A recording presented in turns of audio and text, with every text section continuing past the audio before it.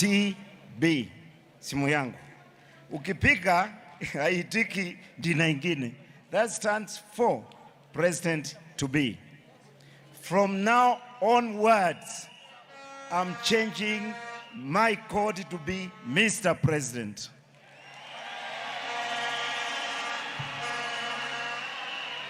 Viongozi waalikwa kutoka vyama mbalimbali walioko hapa, tumewataja mbele, sitawataja tena, maana kiongozi atawataja.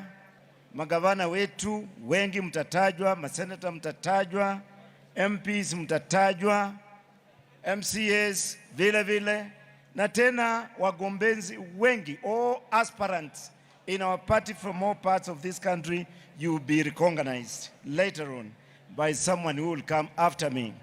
Mimi nataka tu niseme chama chetu kina umri wa mwaka moja na nusu. Kwa umri sisi ni mwaka moja na nusu, lakini kwa matendo na umaarufu umri wetu ni miaka 50. Na hii imetokana na juhudi za wananchi wa Kenya. Mheshimiwa Rais mtarajiwa wa 5, mimi ninajua baada ya umri wetu tuna kibarua kikubwa sana ambacho kiko mbele yetu, na sasa ni kufanya kazi kuhakikisha kwamba sisi sio chama tu ambacho kina ufuasi mwingi, lakini sisi ni chama kinaweza kushinda serikali na kuunda serikali mwaka huu tarehe 9 mwezi wa 8. Mheshimiwa Rais mtarajiwa, nachukua nafasi hii ni kushukuru sana kwa ujasiri wako, ukakamavu wako na macho yako ya kuona mbele. Tulianza kama hatuna nyumba. Tulianza wewe ukiwa unafunguliwa mlango ufukuzwe na watu fulani kutoka chama mlichosaidia kuunda serikali, na tukaanza pahali tulikuwa hata hatuna kiti ya kukaa, lakini kwa ujasiri wako ulituongoza kama mwanaume bila kuangalia nyuma, na leo tunaweza kusema tumefaulu na tuna nyumba ambayo ina manifesto yetu ya kuunda serikali.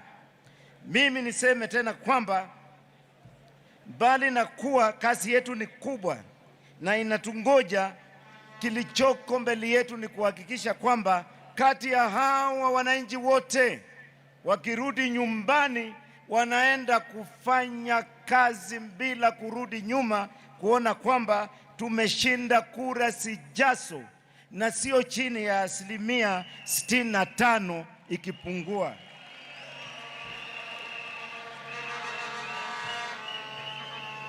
Mheshimiwa Rais mtarajiwa na wengine na wageni wetu, UDA ni chama ambacho kwa uongozi wako na umeapa mbele yetu tulioko karibu na wewe, na ninawaambia wananchi kwamba umeapa chama kitakuwa na demokrasia na kila mtu atakuwa na nafasi ya kutumika ndani ya chama, nje ya chama na ndani ya serikali utakayounda, na hiyo ndio msimamo wako.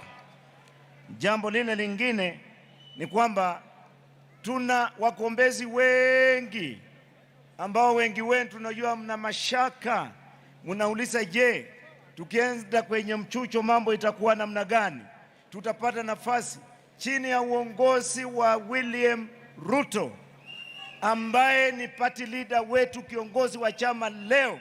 Mimi nawaambia kwamba kutakuwa usawa, haki na hakutakuwa na upendeleo wowote, na watakao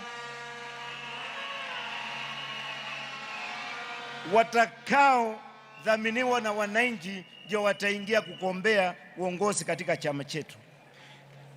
Nataka kuwaambia wananchi tena kwamba tumetengeneza ile tunaita na tumeunda National Election Board ambayo wanachama wake wako hapa na sisi, na wao wamepata ushauri wa naibu wa rais kwamba ni lazima mpango wa uchaguzi ujao ndani ya chama uwe wa kuaminika na wa haki.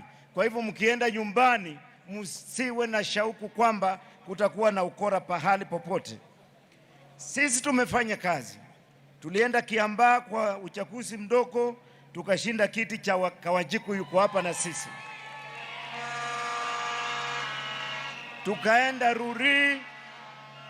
Tukaenda Ruri tukashinda. Tukaenda London Ward tukashinda. Hata kule kwingine hatukushinda. Tumeonyesha ushujaa mkubwa sana kwa kupambana tukiwa na chama mpya. Kwa hivyo wale ambao tunapambana na wao sasa uchaguzi ujao, wakule washibe, maana kitakuwa kivumbi ambacho hakijaonekana tena. Jambo lile lingine nataka kutaja hapa ni kwamba UDA ilionekana ni kama chama kitaenda mbali.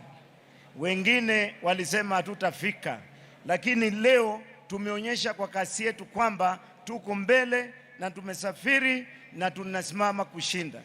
Kwa hivyo sasa mambo hayo yakiwa hapo, tuna marafiki wetu wale tumesalimiana na wao. Marafiki wetu wale wamekuja hapa, wanatuangalia, wanatuona. Sisi tunataka kusema kama chama vile mmesikia tumeapisha kiongozi na tukamwambia tumempatia nafasi aweze kutembea na kukaa na mtu yeyote na kuongea na kukubaliana ili tutengeneze Kenya moja yenye nguvu. Wananchi watukufu, I want now to head up my speech and take up this opportunity to invite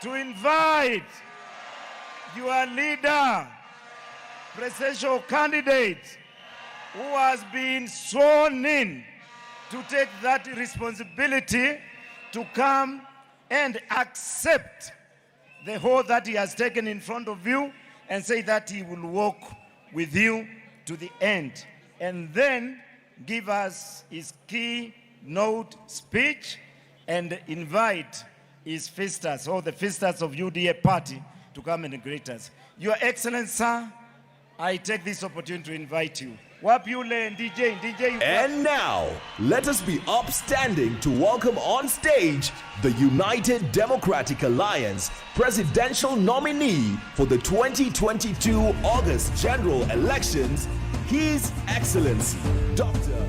William.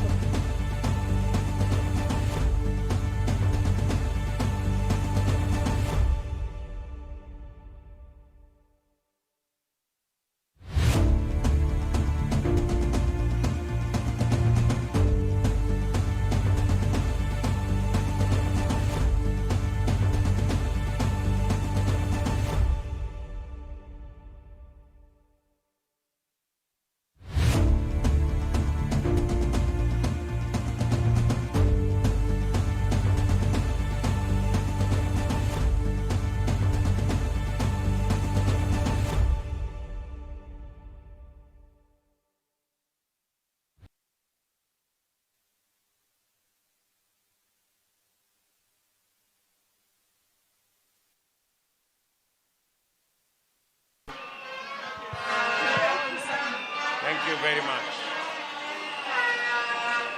UDA oye! Harambee! Harambee! Harambee! Harambee! UDA! UDA! UDA! Allah, asanteni sana. Asanteni sana, mnaweza kuchukua viti zenu. Thank you very much.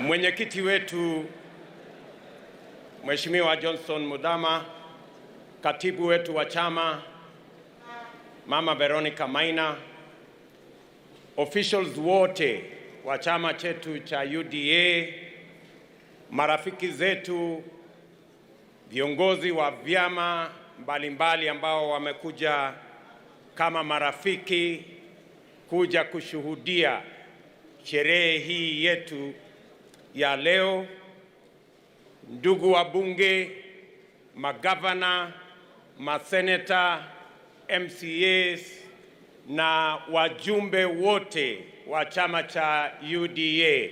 Hamjambo? Hamjambo? Bwana Yesu asifiwe. Asalamu alaikum. Hebu mnipungie hivi mkono jameni, nione kwa mbali. Asanteni sana. Asanteni sana.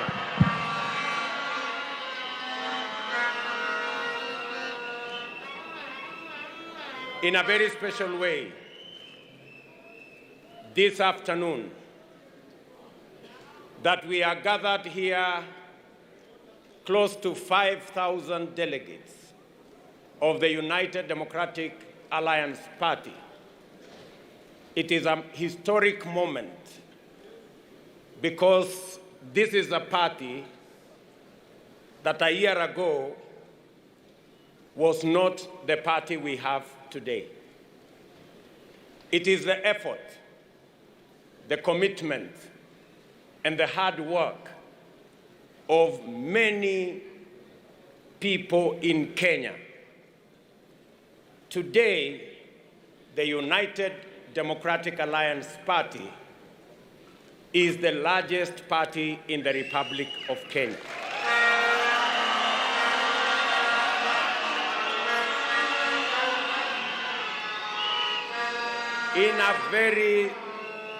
In a very special way, I want to thank many leaders, senators, governors, and members of parliament who worked with me tirelessly and with a lot of courage and commitment to put together this party that today has over 7 million members.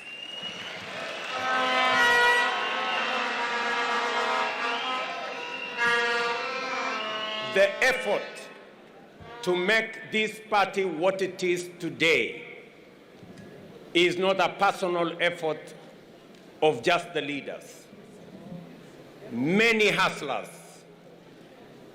in different parts of Kenya,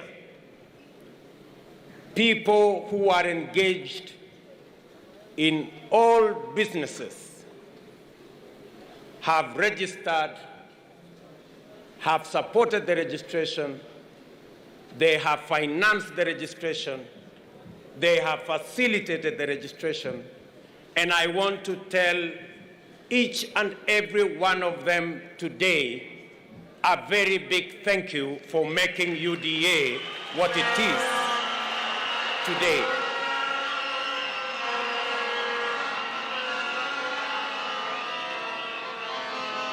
This party has come to be the party of the hustler nation in Kenya.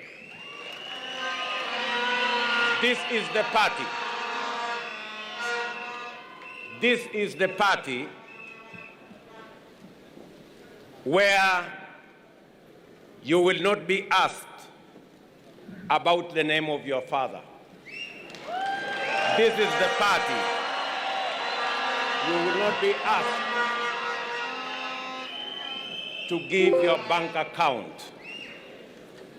This is the party for every Kenyan from every walk of life. And I want to say, I am a very proud Kenyan today that you have bestowed upon me the responsibility to be the party leader of this great movement.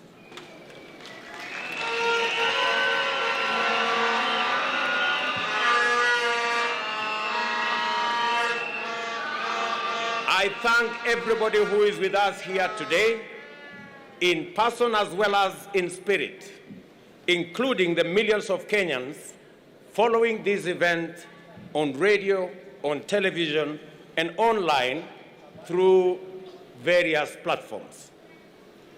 I am grateful for your support, sacrifices, and the time you have taken to congregate at this culmination of a most eventful journey in our lives.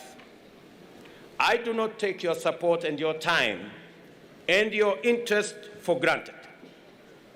And as always, I welcome you to walk with us on this road until we knock on the gates of our glorious tomorrow. I thank our party delegates for the work they have done in guiding the Hustler Nation through a transparent nomination process, and for their consideration in bestowing upon me the immense responsibility of representing the United Democratic Alliance in the forthcoming presidential elections. I am profoundly humbled and immeasurably honored, and I accept your nomination to be the United Democratic Alliance candidate in this year's presidential election.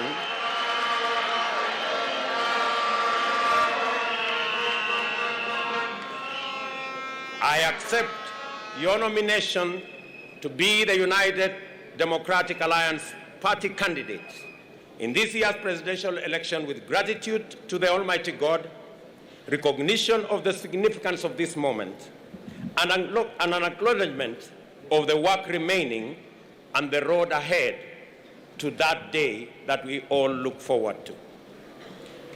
I will live up to your trust.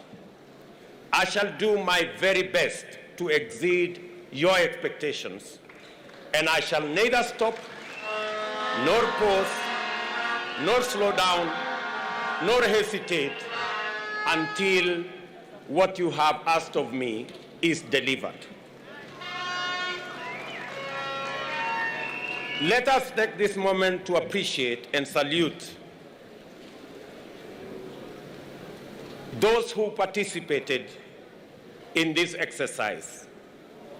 Tracy Wanjiru, a courageous lady still in university, resolved to transcend all the intersecting setbacks and barriers to her aspiration to offer leadership and to make her voice heard. Jeffnel Nyakwama also rose up to meet this hustler moment by emphatically saying and demonstrating that the youth of this country have a place in leadership at every level. These young Kenyans fill my heart with joy and hope. In them, I see myself back in the old days, animated by a vision for change and itching to have a go at leadership. In them also, I see a hopeful future in a country where youth, wealth, name, circumstances of birth, ethnicity, gender, and disability are not considerations nor obstacles to accessing opportunities or realizing aspirations.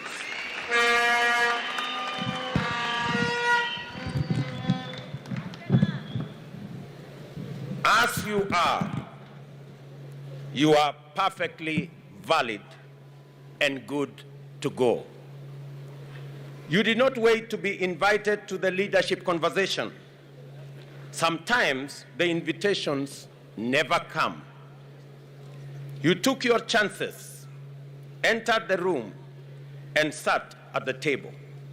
Please, do not leave the table. Let us keep talking, working, and growing together.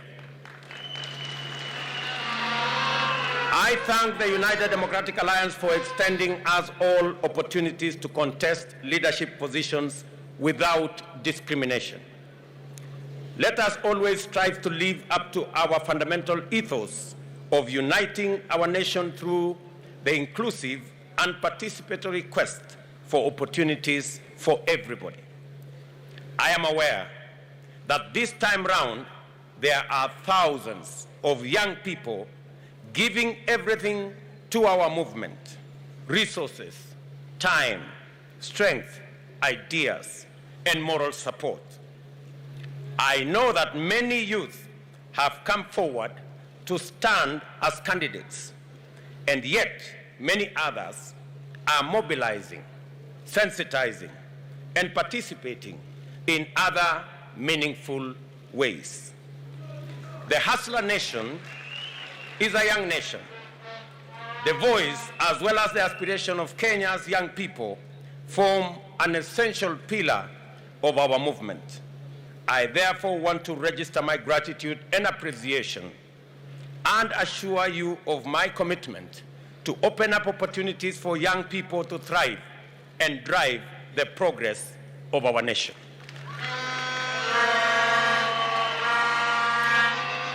For me, this moment has been long in coming.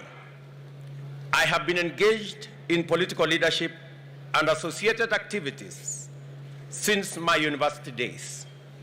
Obviously, I did not have the opportunity in those days to seek presidential nomination.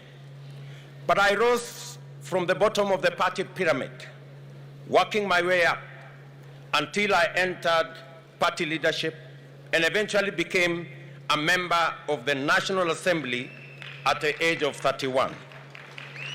I was an assistant minister at the age of 33 and a cabinet minister at the age of 36, and an opposition MP at the age of 37.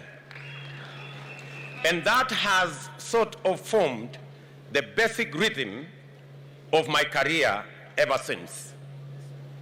In that time, I have learned a lot, made mistakes, achieved successes, and refined my leadership philosophy and vision for this country. I have learned that leadership failures can cost the country tremendous opportunity and inflict irreparable harm on those many people who depend on us. I have learned that the biggest mistake a government or a party can make is to fail the inclusion test. My original political intuition that governance is all about the people and that development can only be sustainable if programs are designed on the people's terms.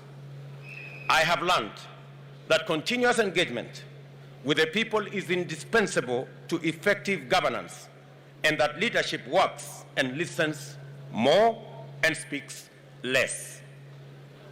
My first bid for a party's nomination to contest the presidency was in 2007, which I did not win, and I conceded defeat and went all out to support the party and its candidate then. I believe we made a good account of ourselves. My second bid for a presidential nomination was in 2013. This was again deferred, as my party subsequently resolved to merge with another party. In the interest of coalition building and broader strategic interests, I divided my bid and once again gave my all in successfully delivering the presidency and a wholesome parliamentary majority.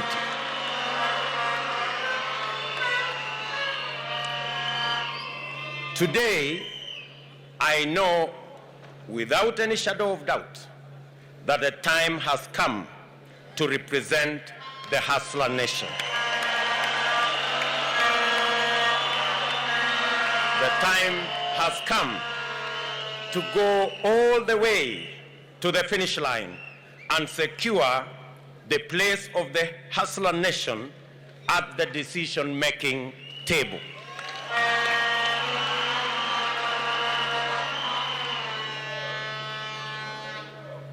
Let the message get out from this very moment and from this place that I am ready, that I will do everything and my best at that, and most of all, that I am determined to give you a campaign you will be proud of. and to win.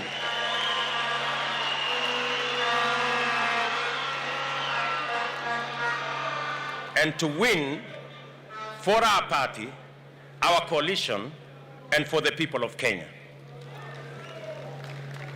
Let the word reach out to our friends as well as our rivals that we are prepared and we are inspired to do all we can to go to every place and to work with everyone to open the doors of inclusion, opportunity, and enterprise in order to move Kenya to the higher level.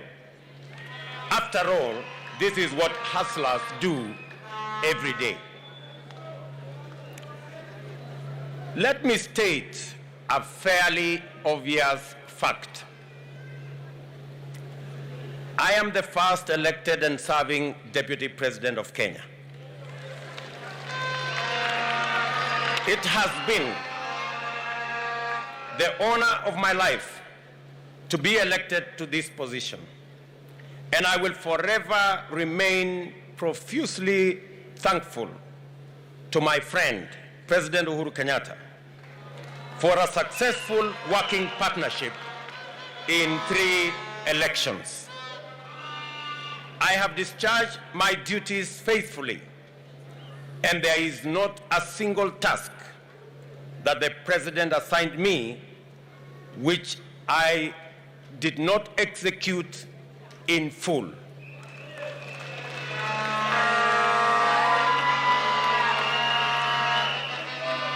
The Jubilee Coalition we formed a decade ago was formed through a covenant to eliminate the politics of hate, division, and ethnicity. Political competition organized around ethnic division is toxic, yet many politicians accept this to be the essence of democracy. Our covenant formed the foundation of a new approach, issue-based politics, institutionalized through national political parties.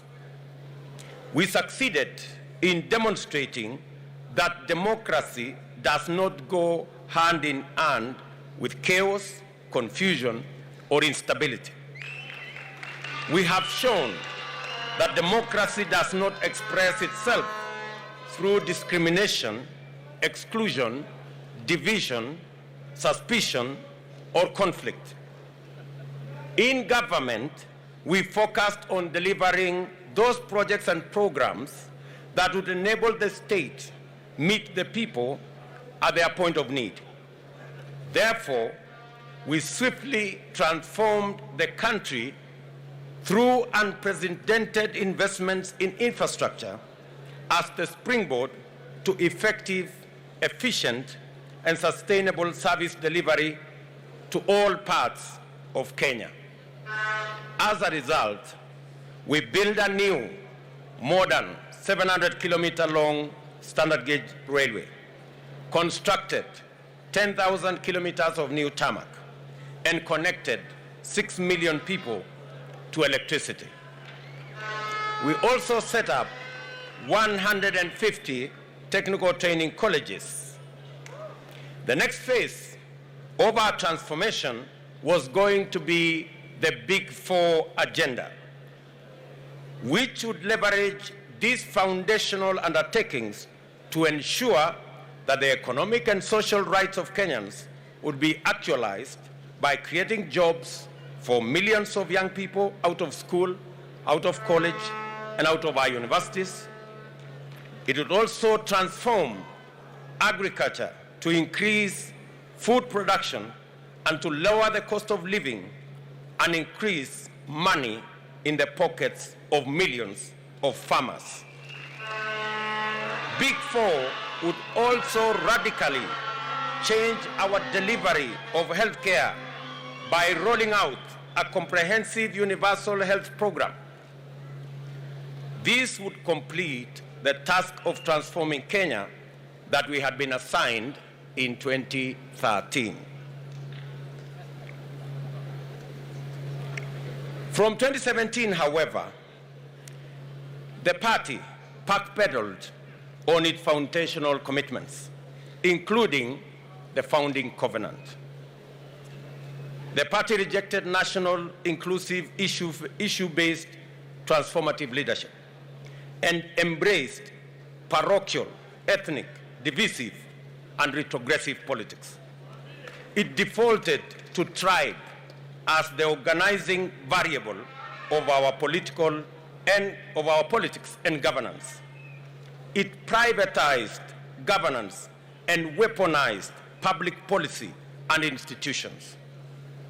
It pursued personal politics of congregating an entitled few to express their individual wishes as community interests and translate their private consensus as national policy. In our first term, we made exceptional progress in setting the stage for national transformation. In our second term, we witnessed accelerated regression into the tyranny, personality cult politics, and the weaponization of public offices to intimidate, harass, and persecute Kenyans perceived not to worship those in power. Many large enterprises were destroyed. Many business owners harassed. Many leaders subjected to humiliation, intimidation, blackmail, because their only crime was holding contrary opinions to those holding the levers of state power. A new frame of national unity was engineered in undemocratic and in terms which rationalized grounding and swallowing the whole opposition and the vandalization of the Constitution to accommodate corrupt and dangerous ethnic arrangements. At the same time, the Big Four agenda was abandoned, pushed into the back burner, as execution of its flagship projects was left at the mercy of forces of emergent state capture. Those who remained loyal to our founding vision were shunned, hounded, threatened, and then persecuted. This is how we lost 4 years that would have gifted us with a brilliant blossoming of a beautiful dream which inspired millions of Kenyans in 2013. To his credit, my friend the President did inform me that he needed space to work on his personal legacy as the fourth president. I obliged, and this led to my eventual retreat to the margins of a government that I had participated in forming. The past 4 years have provided me special moments to be able to engage consistently with ordinary people. As Deputy President, I have worked directly with Wananchi, going to meet them in their villages, their markets, their farms, and their places of work, and to have practiced the leadership of listening more and speaking less. All through my political journey, I have believed in walking with the people, listening to them, and doing my best to do what they want, not what I think will be a monument to my own achievements. I have learned that our plush, comfortable, secure offices are inaccessible to the majority of the people who need them the most. As a leader, this is a huge setback because it costs us the opportunity to be useful and effective. These engagements taught me a lot about things I thought I knew.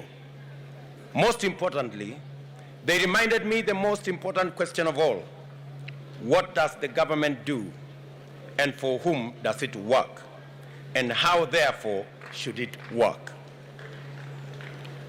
I was appalled by the intensity of contempt many have for ordinary people and their rejection of any suggestion that their voice matters. I remain sorrowful over the hatred in the language that proudly despises the poor, the struggling, the hurting, the lonely, and the abandoned. Many of us have felt the stinging lash of this contempt, and we all know where it comes from.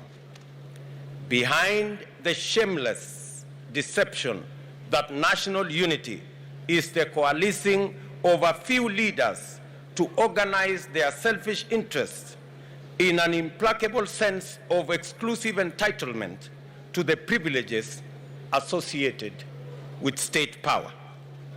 This entitlement is the basis for the formulation of a cynical agenda to capture the state and disenfranchise ordinary people for good.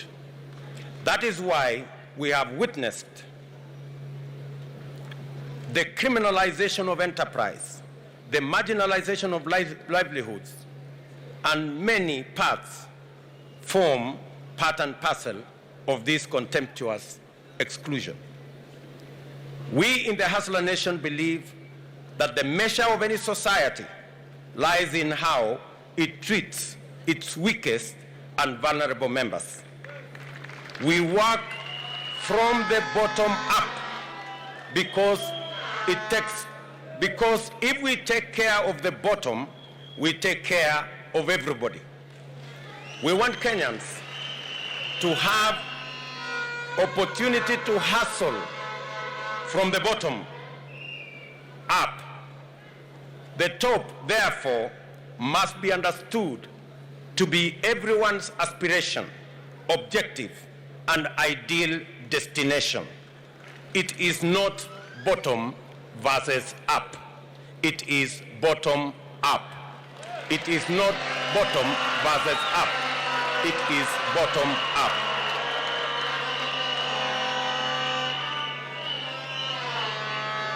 I commit, therefore, to live up to the original covenant of championing the establishment of everlasting peace, unity, and opportunity to prosper in our country. I make this commitment on the understanding that sustainable unity can only be achieved through meaningful political and economic inclusion. The evidence of inclusion is respect for dignity of livelihoods and the creation of space for every vocation, every skill, every profession and talent to flourish and yield a bountiful harvest of prosperity for all our people. At the same time, I reject the suggestion that a united country is one that has no political competition or opposition. Rather, I view the foundation of an inclusive Kenya as one governed by an effective democratic government with robust checks and balances, overseen by a vigilant and responsible opposition and a strong civil society movement. I call your attention to the fact that over the past 4 years, the purchase, compromise, and eventual liquidation of the opposition and legitimate political competition set the stage for an effective state capture. I must therefore specifically undertake that under our administration, we shall boldly and firmly confront and dismantle the now pervasive conflict of interest that has rapidly evolved into state capture through corrupt political and economic arrangements.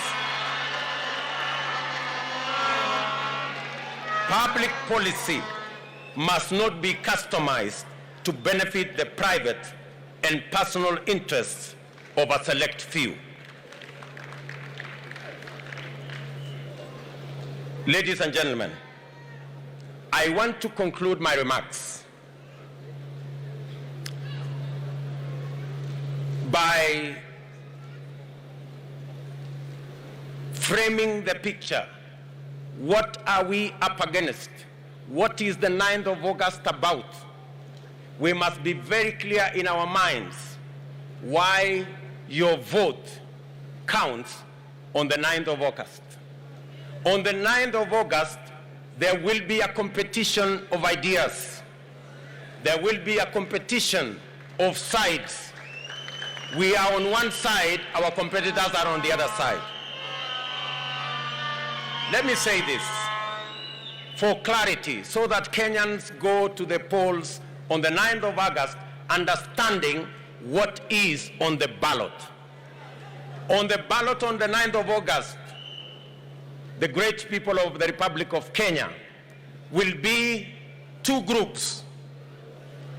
One who believe that the way to the future of our country is through changing the Constitution. On our side, we believe that the way to the future of our nation is by changing the economy of our nation.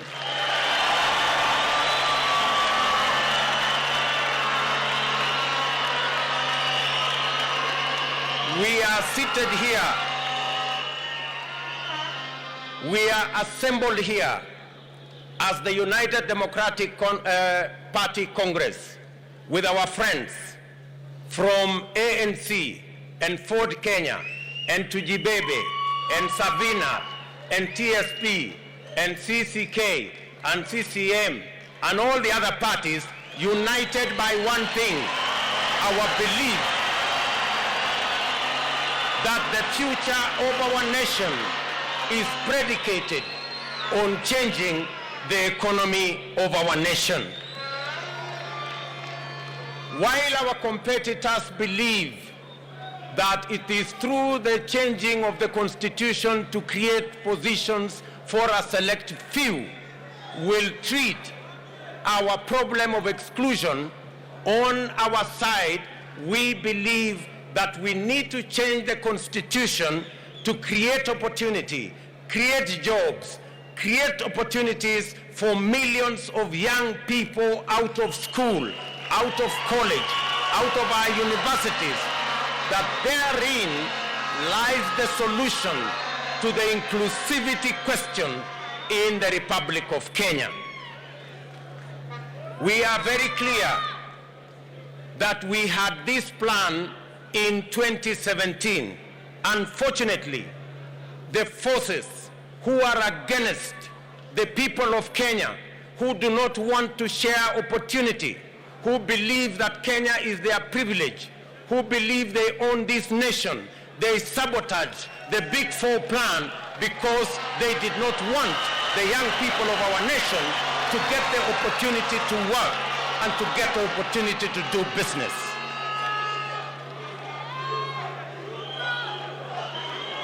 I want to say with clarity and certainty that if we had not lost 4 years chasing a mirage, if we had taken time to implement the Big Four plan, Kenya would be different from what we have today. We wouldn't be having millions of young people languishing without jobs.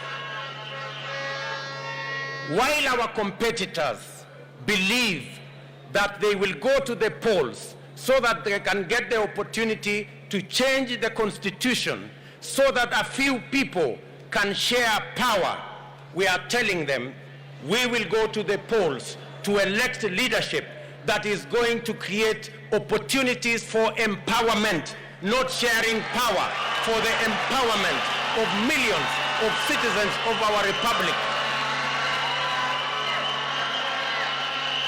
We want to remind our competitors that 10 million Kenyans today are in a lottery because they have no defined jobs, they have no defined business, they have no access to credit, they have no place to do business, there is no law to protect their enterprises. And we are saying that the opportunity that we have as the people of Kenya is not to change the constitution to create positions and share power among few people. The opportunity we have in Kenya is to create the opportunity for the empowerment of millions of citizens through jobs, through opportunities to work in their enterprises, in their businesses, and to make sure that our economy works for all Kenyans.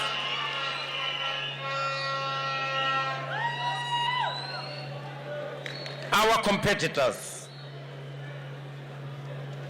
believe that this nation should be about a few people who will the levers of state power.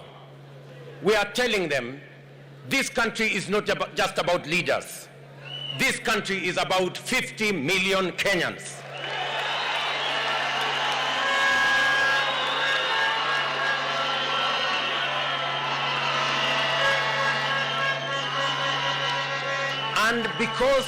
And because it's about 50 million Kenyans, we will not accept to go the journey. They have told us they will bring back the BBI monster because they want to create an imperial presidency. They want a president who controls the judiciary using the ombudsman. They want a president who controls the legislature using appointments. They want a president who does what he wants or what she wants merely because she has power or he has power or they have influence or they have money.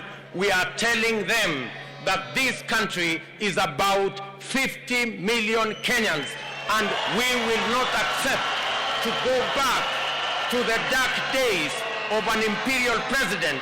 We are marching forward to a Kenya of shared prosperity by 50 million Kenyans.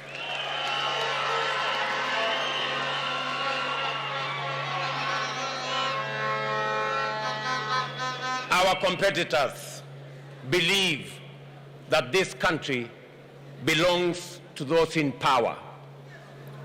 They believe in impunity. They believe in monopolies.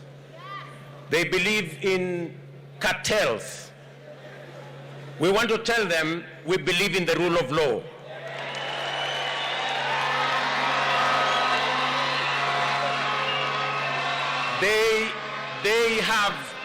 They have weaponized state institutions.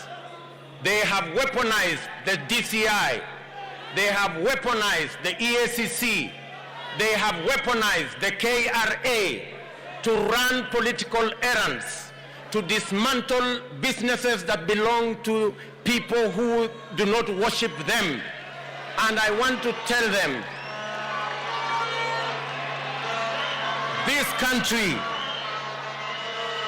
will change.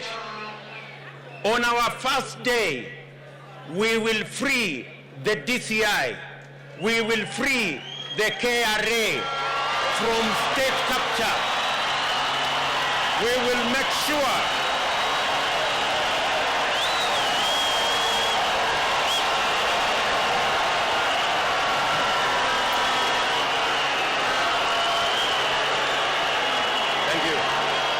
Thank you very much.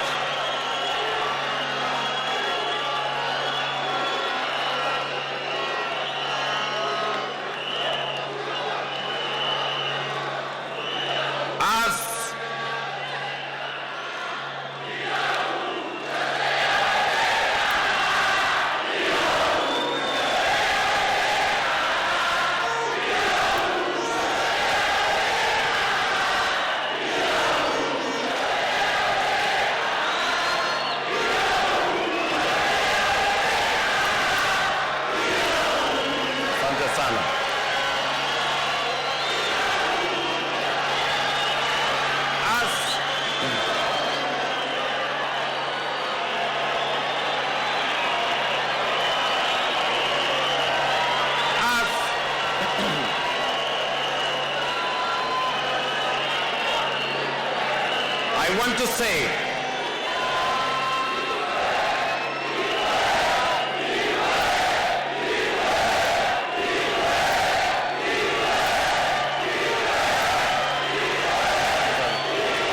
thank you very much.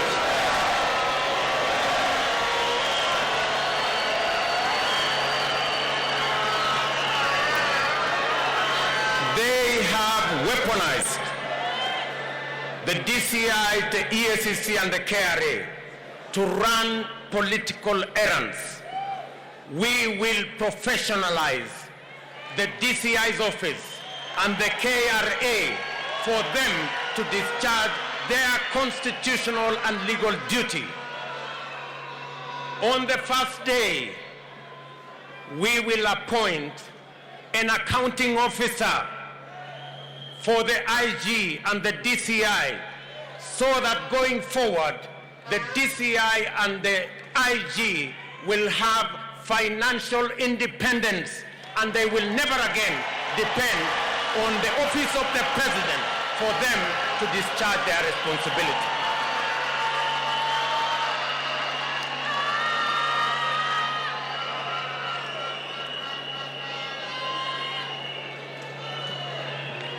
As they weaponize the KRA, we will do the complete opposite. We will professionalize the KRA, digitize the KRA, and make sure that it collects all the taxes professionally. And the 60% of the taxes that are not collected as VAT, we will make sure that we will create the mechanism, the digital platform, so that we can collect taxes and we don't have to fight Kenyan enterprises and destroy people's businesses.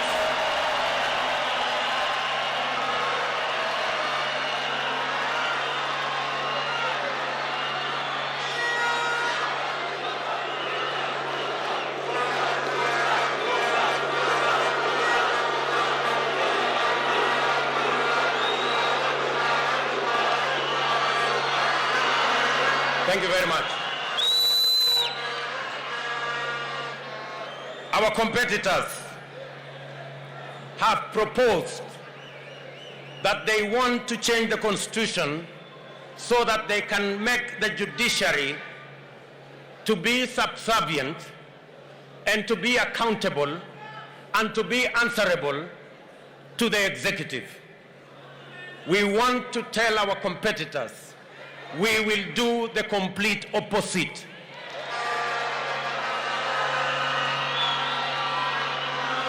On our first day, we will operationalize the judiciary fund so that we can free the judiciary, give them financial independence so that they can discharge their responsibility of sorting out disputes, making sure that criminals are put behind bars, and making sure the corrupt find their place in jail, by making sure that they have the independence to discharge their responsibility without the current encumbrances imposed on them by resources that are not being released, because there is a deliberate move to ensure that the judiciary fund has not been operationalized, yet it has been in our laws for the last 10 years. We believe in an independent judiciary. We want the judiciary to discharge their mandate, independent of the executive. We want the judiciary to provide its oversight role over the other arms of government. We want the judiciary that will stand tall and make sure that they discharge their responsibility without encumbrances of matters to do with financial dependence on other arms of government. We want a judiciary that will be truly independent, that does not receive telephone calls from the executive for them to write judgments. We want a judiciary that is truly independent.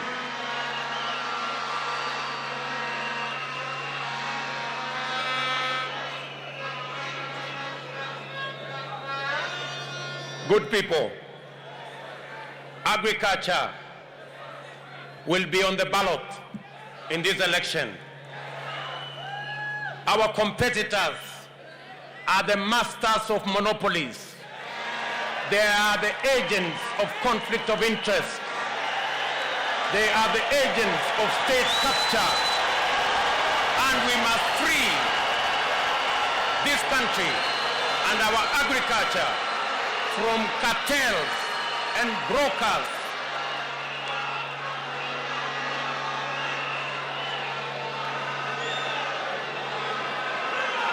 We are telling our competitors that we will deal firmly with conflict of interest. We will deal firmly and eliminate brokers and cartels and monopolies that have taken hostage our agricultural sector. And we will make sure that every farmer has access to quality seeds, has access to subsidized fertilizer, have access to markets, have access to good prices, and they have access to government support so that they can produce food for our nation, so that every farmer can earn a decent earning for their produce, and we can reduce the cost of living and make sure that every Kenyan has disposable income, and we can grow our economy, pay our taxes, and stop begging for loans and debts from other countries because we can stand up for ourselves.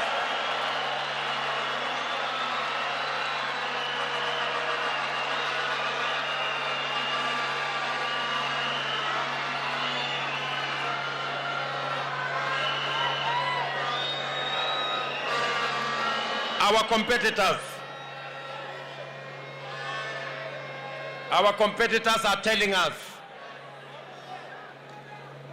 that it is okay to have debt.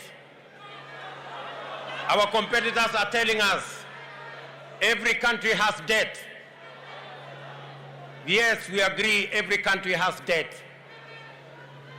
But good people, we can do better. We can think better to be able to grow our own revenues, and we must not be slaves of debt from any place or any country. Debt must be the last resort. We must grow our economy. We must empower our enterprises. We must create opportunity in agriculture so that we can grow our tax base, get as many Kenyans as possible to pay their taxes so that we can run the affairs of our country on the basis of the revenue that we collect. President Mwai Kibaki taught us that it is possible for us to grow our tax revenues. He took over when tax revenues were at 200 billion. He left when we were collecting more than $1 trillion. Our tax collection has stagnated because of conflict of interest. Our tax revenues are stagnated because we do not have a concrete plan. We are saying our movement will create a concrete plan that will expand our taxes so that we can double our tax revenues and reduce on borrowing and debts that can cripple our country.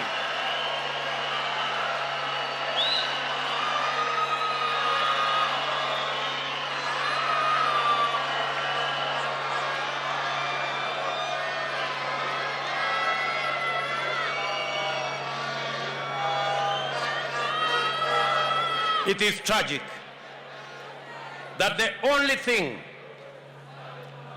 that I can remember on matters to do with the economy that the handshake has done is to borrow